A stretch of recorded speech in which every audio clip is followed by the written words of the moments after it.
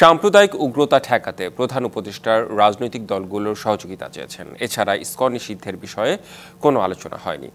ব্যক্তির দায় প্রতিষ্ঠানের উপর দেবে না সরকার। সন্ধ্যায় ফরেন সার্ভিস একাডেমিতে প্রধান উপদেষ্টার প্রেস উইংয়ের সংবাদ সম্মেলনে সব কথা জানান সরকারের দুই উপদেষ্টা। সংস্কার দৃশ্যমান হলে নির্বাচন দেওয়া হবে বলেও জানান তারা। সারা দেশের সাম্প্রতিক নিরাপত্তা পরিস্থিতি, সাম্প্রদায়িক উত্তেজনা এবং নির্বাচনের জন্য রাজনৈতিক দলগুলোর চাপ এ সবকিছুই উঠে আসে ব্রিফিংয়ে।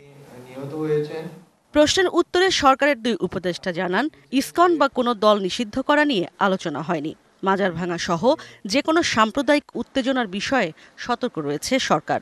এক ধরনের সামগ্রিক ঐক্য এবং বাংলাদেশের অখণ্ডতা এবং সার্বভৌমত্ব রক্ষার্থে, জাতীয় স্বার্থে সবাইকে ঐক্যবদ্ধ থেকে কিভাবে এই পরিস্থিতি সামাল দেওয়া যায় এবং যে কোনো ধরনের সাম্প্রদায়িক উত্তেজনা এবং উগ্রতা কিভাবে রুখে দেওয়া যায়, উন্মত্ততা কিভাবে রুখে দেওয়া যায়, এই সম্বন্ধে সকলের সহযোগিতা মোহাম্মদ ইউনূস কামনা করেছেন। কোনো সংস্থা নিষিদ্ধ করার কোনো আলোচনা সরকারের মধ্যে হয়নি। দাবি অনেকই উঠতে পারে, দাবির সপক্ষে মানুষ অনেক কর্মসূচিও দিতে পারে। ব্যক্তির অপরাধের সাথে সংস্থার অপরাধকে আমরা জড়িয়ে ফেলছি না।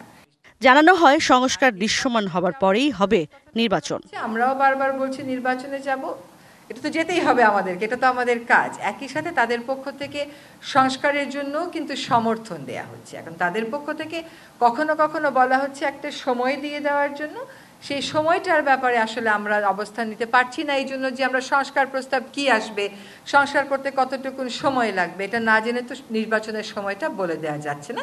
তো বারবারই বলা হচ্ছে যত দ্রুত সম্ভব দিয়ে দেওয়া হবে।